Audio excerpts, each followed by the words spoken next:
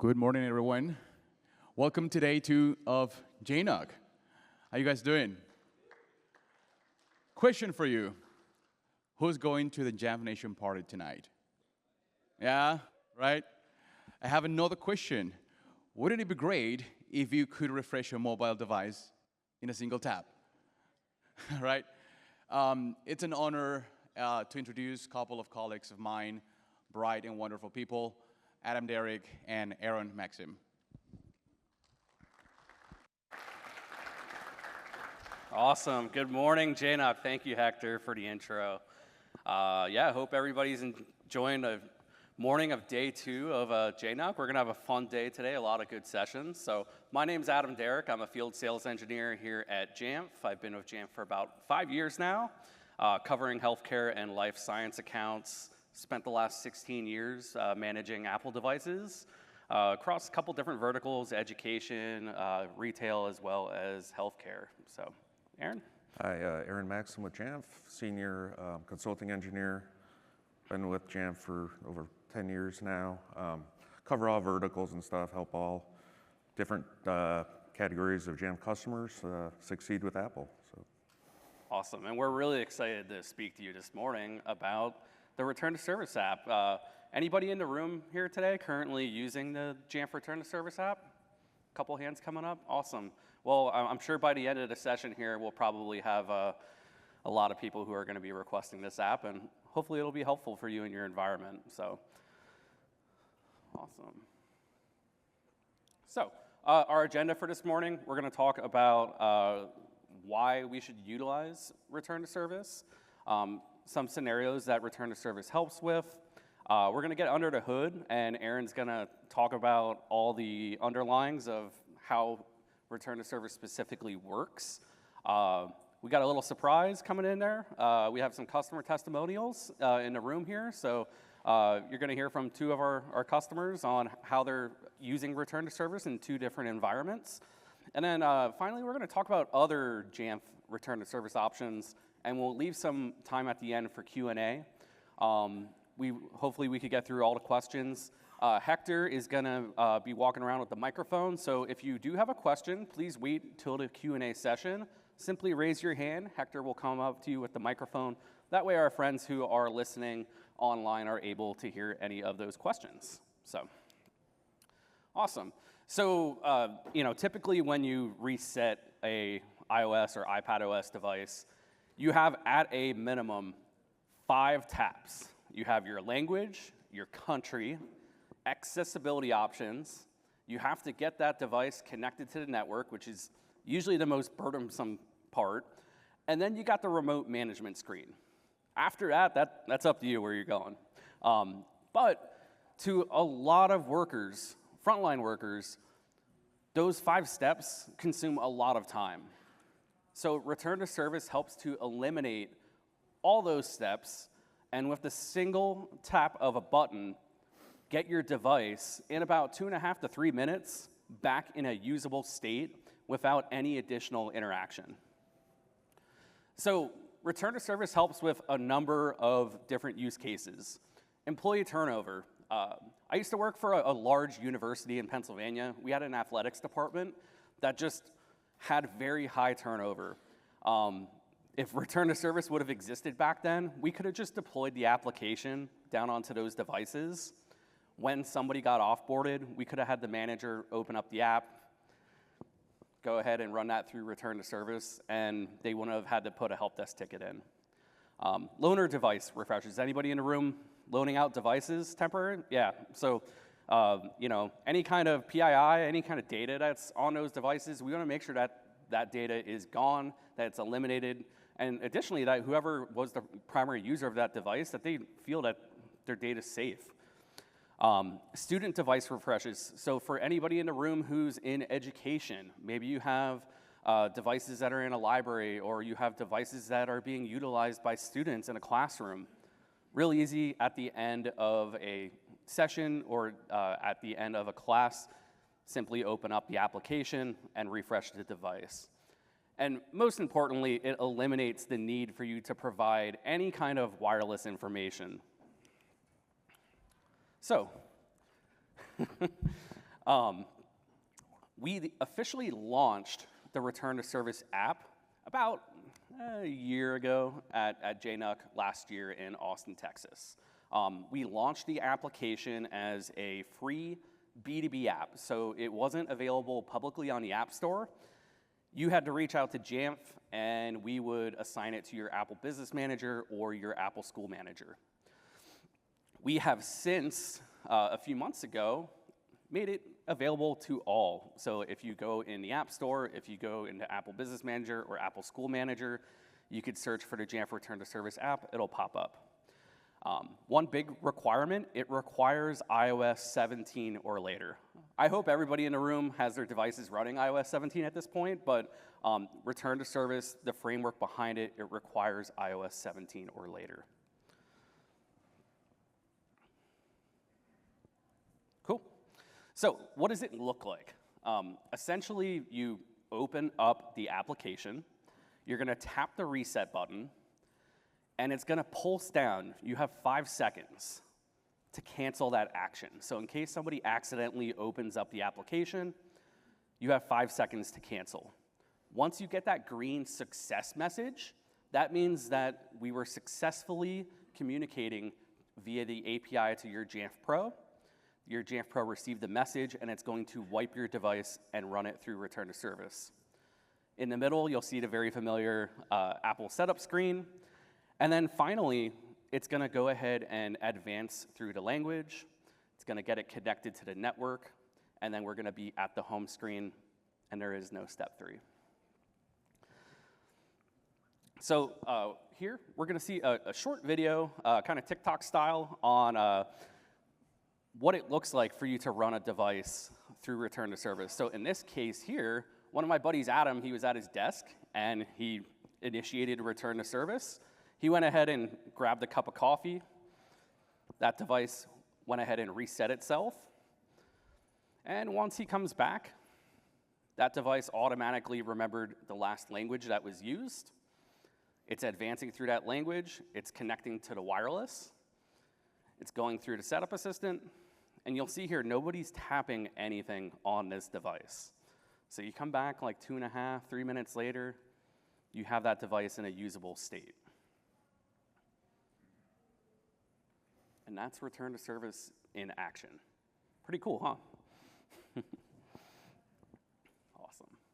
So, just wanted to throw a couple quick links up here if you want to grab your phones. First and foremost, jamf.it/RTS app. That will take you to the App Store listing. That'll give you everything that you need to know about the application, including the admin guide.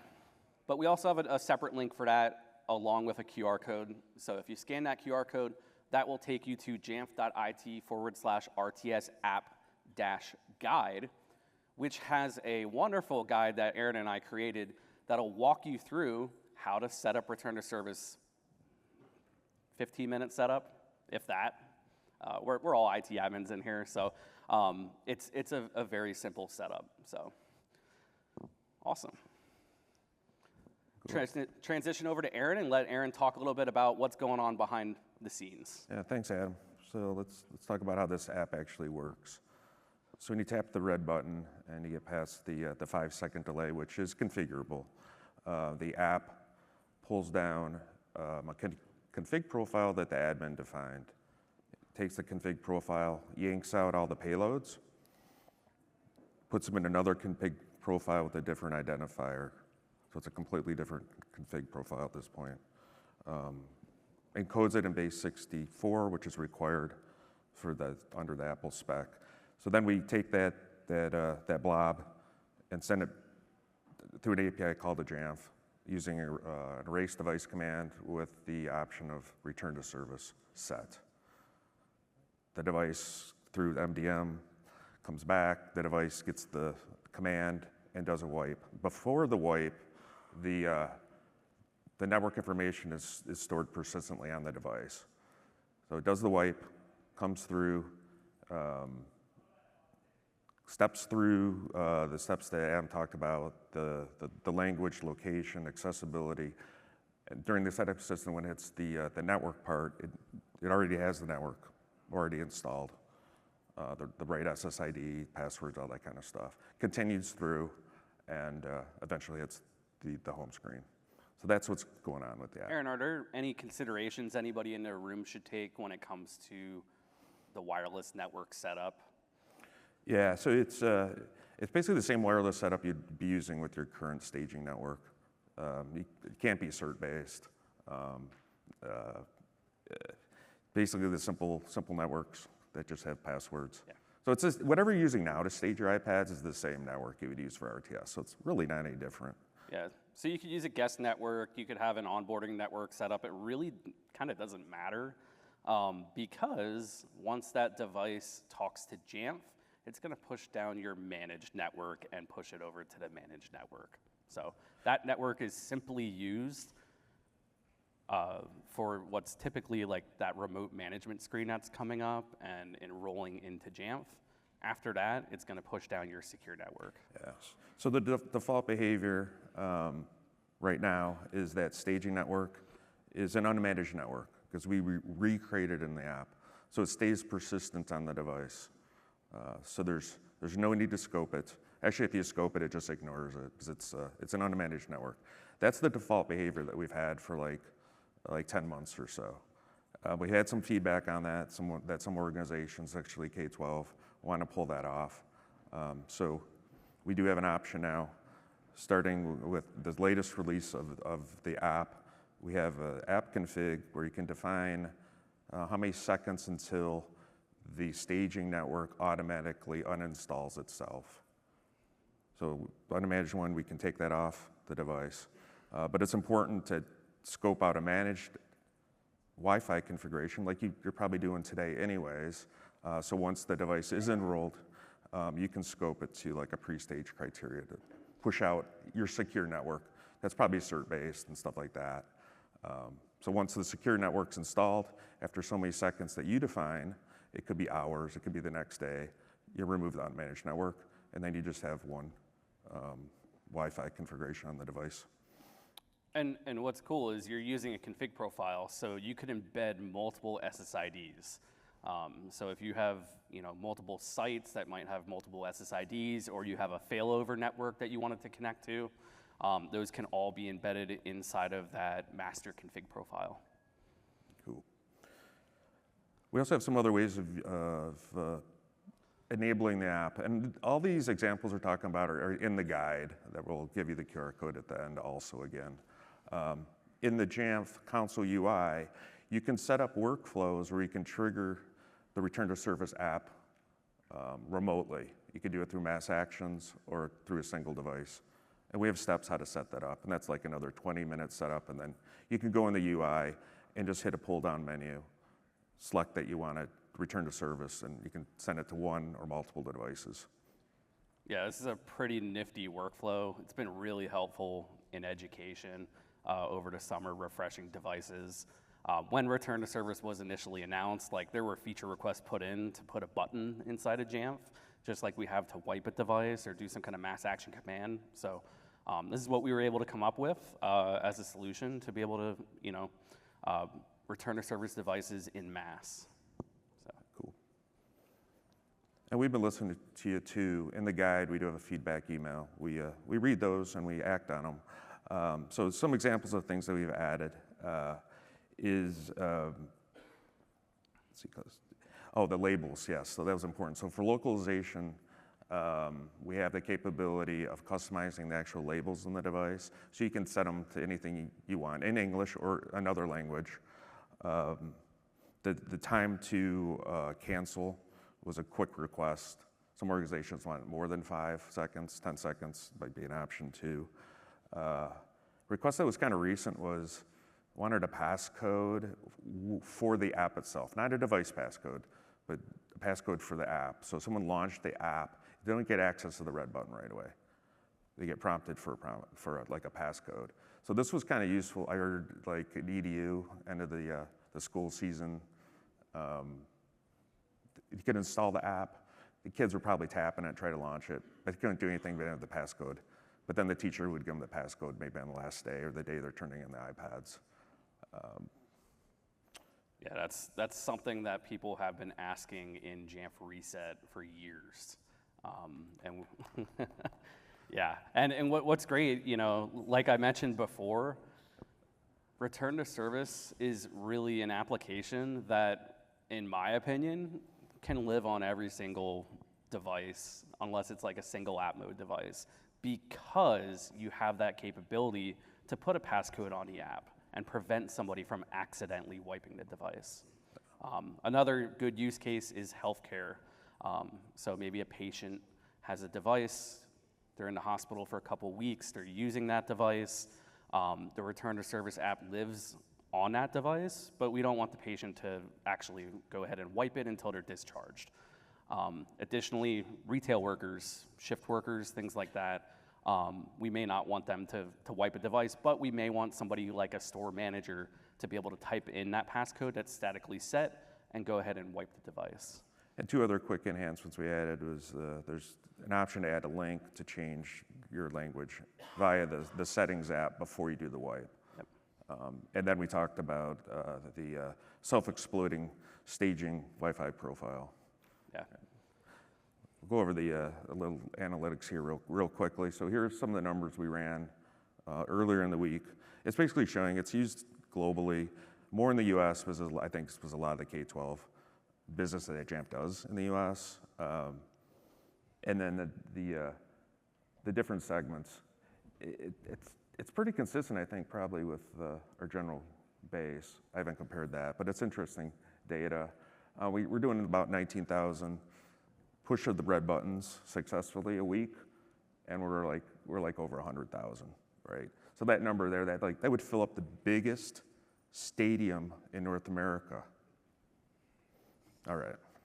Yeah, and I mean, like, that number is pretty impressive. In 1 year, we had 107,601, and I'm sure that number has grown since.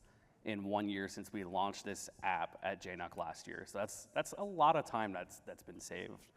To talk about some of that time that's been saved, I'd like to invite Tom from Sharp Healthcare up here on the stage. He's going to talk a little bit about his specific use case. So thank you, Tom.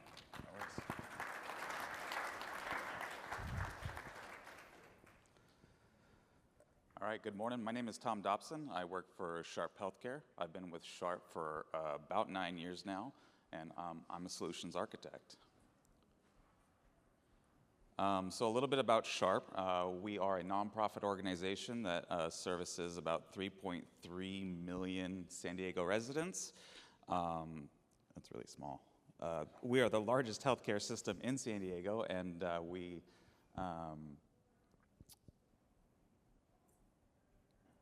can we make it bigger?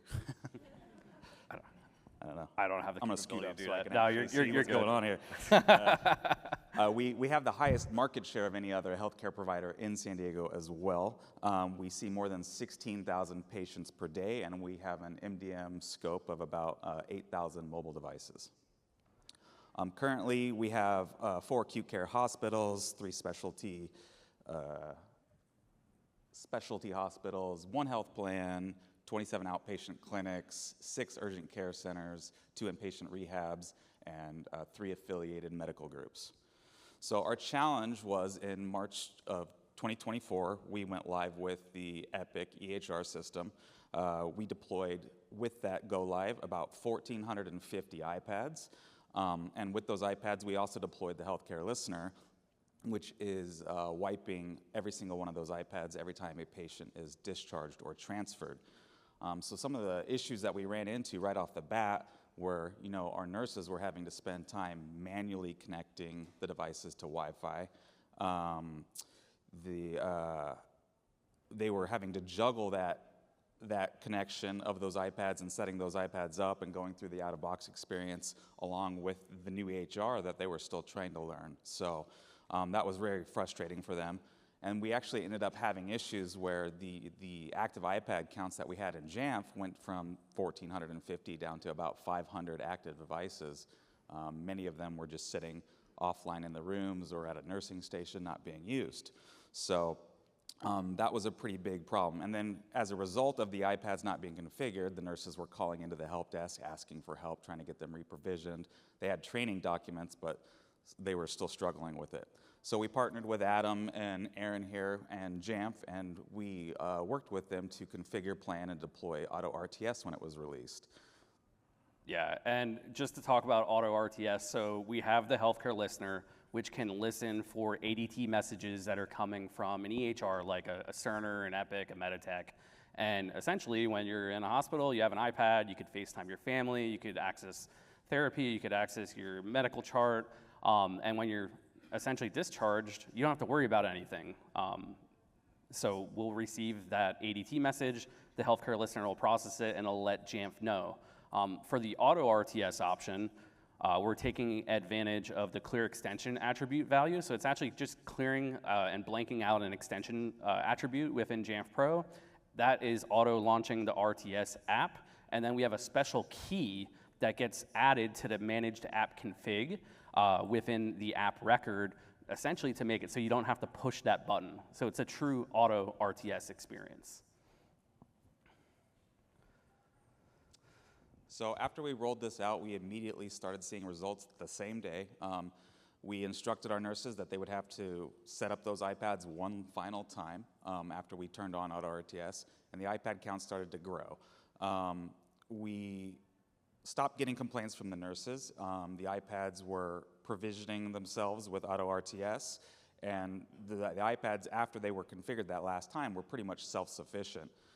This ultimately improved our patient care experience, as the patients always had an iPad ready for them in the room, and the nurses had a much more dedicated time to the patients. Some metrics for you. On average, it takes about 10 minutes per wipe if you're setting up these devices manually. We got information from Adam and Aaron here that on average, we're doing about 7,500 wipes per month, which equates to about 1,250 nurse hours saved every single month. So we have no help desk tickets related to iPad setup any longer, and it's been working great ever since. So we also have future plans to expand this. We're in talks right now of adding 300 more iPads, and ultimately we expect this to continue to enhance our patient experience and our overall nurse efficiency. Awesome, and I think this is just a really good example of partnering with your Jamf account team. If you have, you know, if you have a problem like that where you have 1,400 devices that aren't checking in, talk to your Jamf account team, because we were able to very quickly to come up with this solution to help Sharp. So I think once we got on a call, it took us one session to set it up. yeah. Awesome. Thank you so much for joining us and giving the story, Tom. Thank you. All right, so we have other Jamf return to service offerings other than the return to service app, which we spoke about this morning. First and foremost is the Jamf Mobile Assist application. We launched Jamf Mobile Assist last year at JNUC 2023 in Austin. The Jamf Mobile Assist app is a free application. It's a B2B app, so you have to request it from Jamf, but essentially it places a QR code on the lock screen on your device. So you can have, I'm going to use as an example Aaron, who's my manager. I have a device that is sitting there. Maybe I had a shift worker who was using that device, and they didn't sign out of any of their applications, but I need to use that device. So I could take my device over to Aaron, and Aaron could scan the QR code on it, and it could initiate a return to service without reaching out to IT. So on the next screen here, you'll see an example of that. So we have an iPhone here. We're going to go ahead and launch the the Jamf Mobile Assist application. So once the Jamf Mobile Assist application launches, you'll see we have that option there to return to service. I'm going to scan the QR code on my target device that needs to be ran through return to service. We're going to submit that. We got that success message, and now that target device that needed to be reset has been returned to service. So if you have a use case for this, please reach out to your Jamf account team. We could get you set up with the Jamf Mobile Assist app to help you as well. You could scan the QR code on the screen for more information on that. Next, we're going to have Matthew. He's from Evanston-Skokie District 65, and he's going to talk about how he's using the Jamf Pro API, which is essentially what we were given last year when the Return to Service framework was announced. We were given the API, which allowed us to utilize the app. So welcome to the stage, Matthew. Thanks, guys. Thanks. Hi, everyone. My name is Matt. I am the iOS and tvOS system admin at Evanston-Skokie District 65. We're just outside of Chicago. We've got about 18 schools. We are the only K-8 district for the city of Evanston. We've got about 6,500 students, about 10,000 mobile devices in our MDM. And we currently use Return to Service along with the Jamf Pro API for all of our loaner devices in our district. So in the past, we had a classroom loaner device in each classroom. So if a kid's device either wasn't functional or if they left it at home, they wouldn't have to leave class, wander the halls, lose learning time going to the office to get a loaner. They had one in their class. But the big problem for us was kid that used it last either took a 3-hour video of the floor or deleted a bunch of apps, or it wasn't functional for any number of reasons.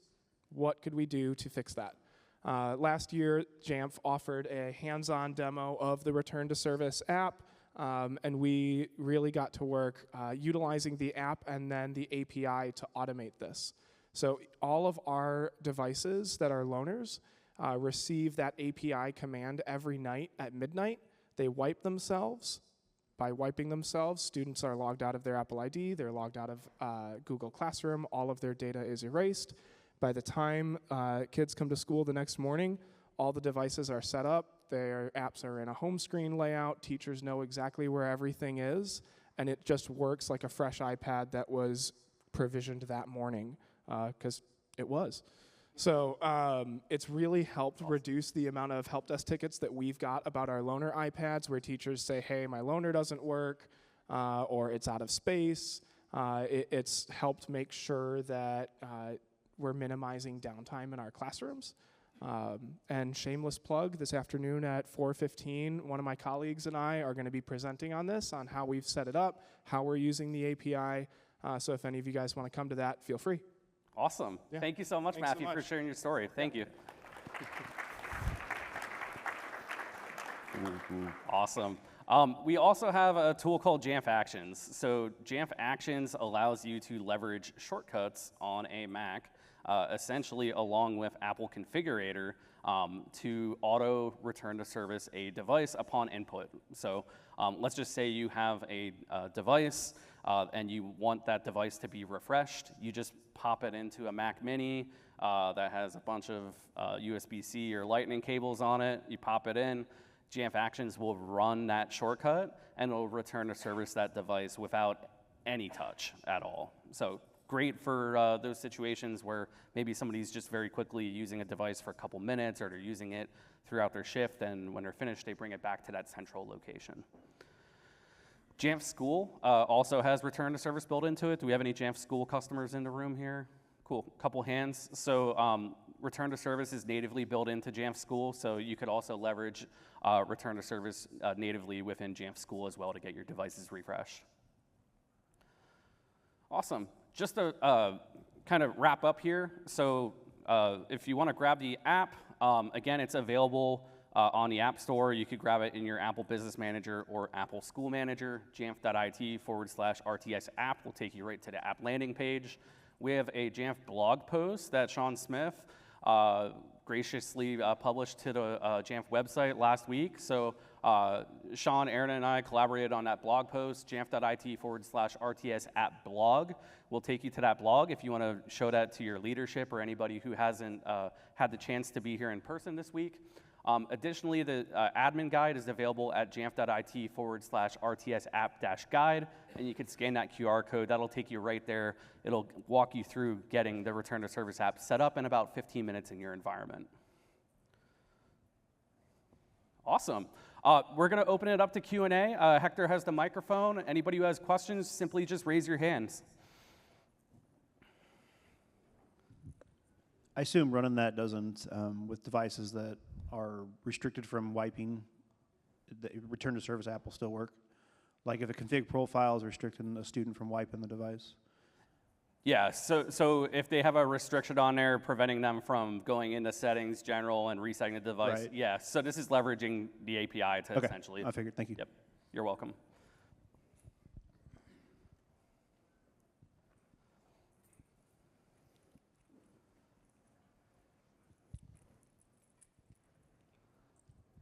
Yes, my quick question is, as a school district, we have a lot of devices that are offline regularly. They're stuck in a cart, they didn't get plugged in, whatever the case may be.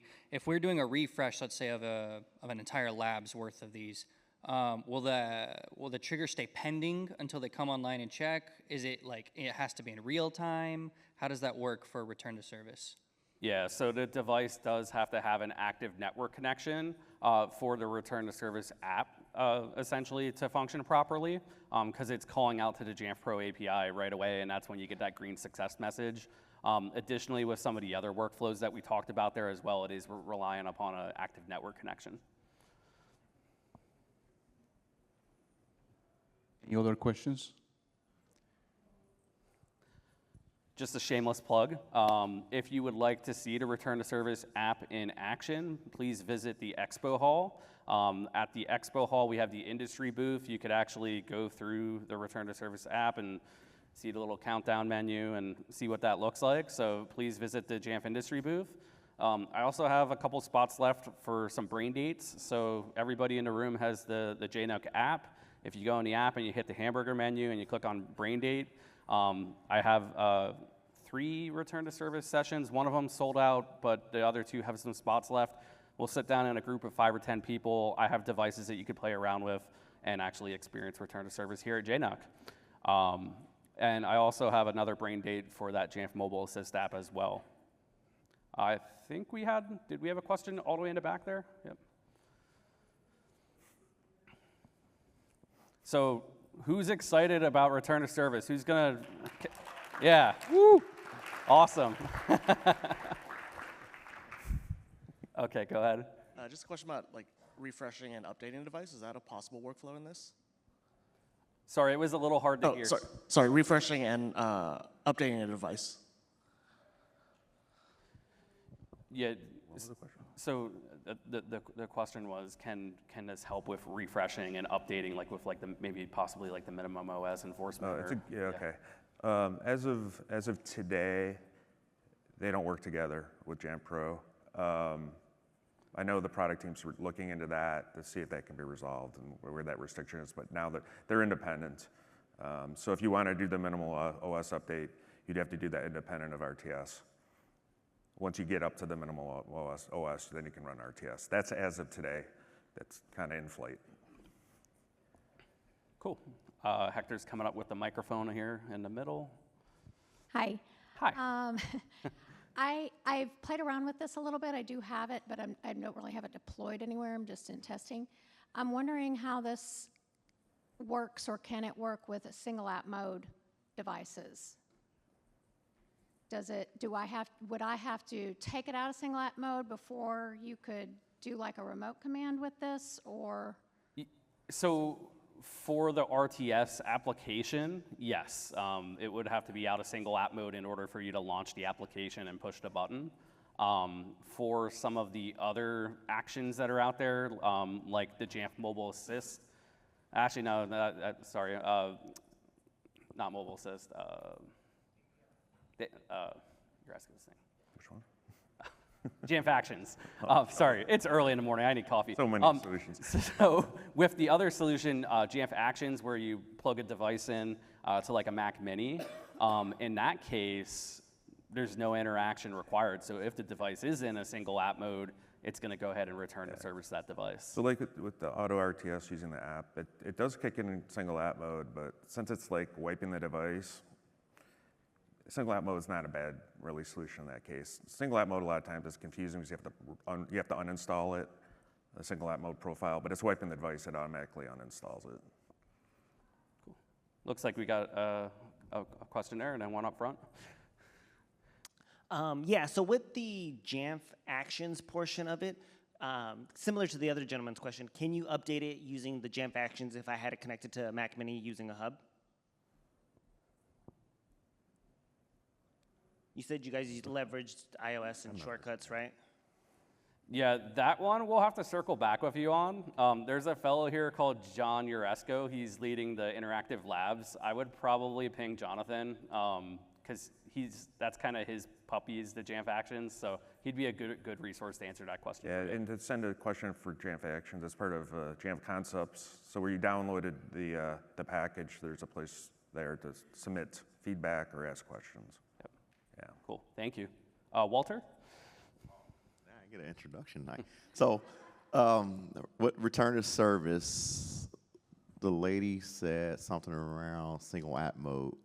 Could you return to service within Jamf Pro? Because you showed off the mass action command, or like the drop down to do return to service. You could do it that way if it's in single app mode. Is that true or no? Yes, it was in single app mode. The mass actions, yes. Yeah, you can do that within Jamf Yeah, Pro or Jamf School or whatnot, right? Yeah. It's essentially auto RTS. Right. It's triggered through the UI instead of triggered through Healthcare Listener. Right. Yeah. Cool. Thanks. Thank you. It looks like we got a question in the left-hand exercise. center. Hector's getting his exercise this morning. You guys are doing a good job. Back and forth. Have you running all around? So my question is, will it prompt the user to sign out of Find My? No. Okay. So if a device is activation locked, then yes, when the device goes through return to service, it will prompt them to sign out at that point. But when you actually open up the app and hit the red button, it's not going to prompt them then. It'll prompt them once it's essentially gone through setup. Yeah. Okay. It doesn't check for activation lock. Yeah. The app doesn't. But if it is set, it prompts.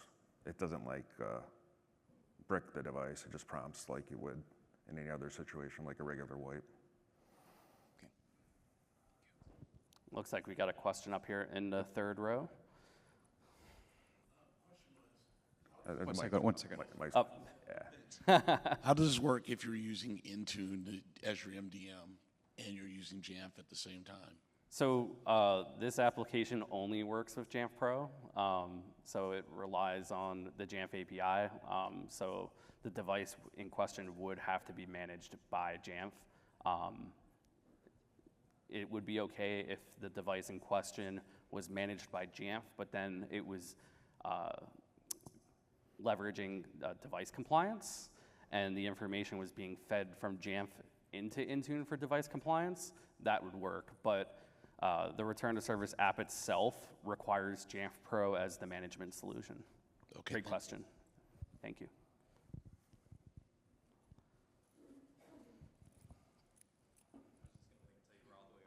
Great questions, by the way. I had a quick question about what information does it retain after it's wiped? We're a school district with several sites and several smart groups within those sites. So after you leverage return to service, does it just go back to whatever pre-stage it was initially set to, or can you say, hey, I want this one to go back to be a kindergarten group within this site? So it depends on how you have your re-enrollment settings configured on the back end in Jamf Pro. If you have it set up to clear that information, it'll clear it. If you have it set up to not clear it, then it'll retain that. So. Okay, one more.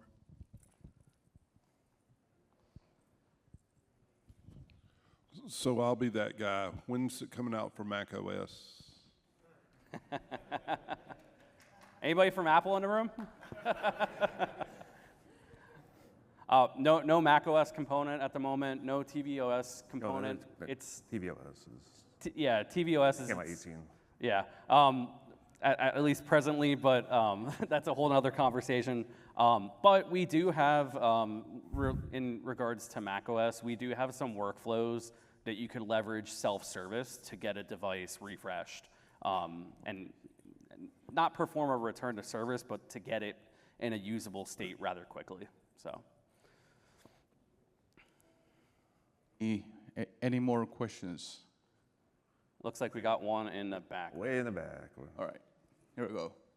I also just, while Hector's running back there, we really appreciate feedback. So in the RTS app guide, there's an email address. Feel free to send any feedback, any suggestions that you have for the application to that email address, and Aaron and I will get those addressed. Additionally, feedback for this session inside of the JNUC application. If you could submit some feedback on this session, that way we can improve for next year, that would be appreciated. Yeah, quick question. What happens to the enrollment record on Jamf Pro when you hit the return to service? Does it delete that existing enrollment record and create a new one, or does it override it? Yeah, so the existing device record will be retained. Yep.